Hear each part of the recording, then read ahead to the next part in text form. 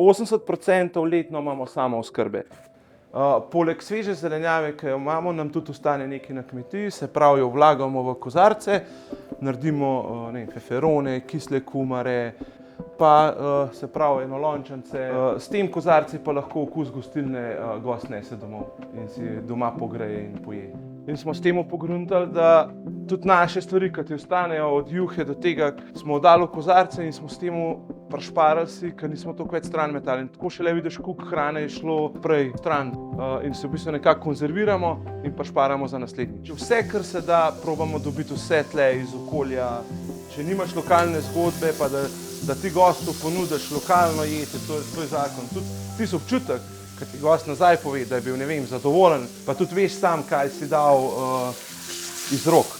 Jaz mislim, da je to edina prava pot za vse to.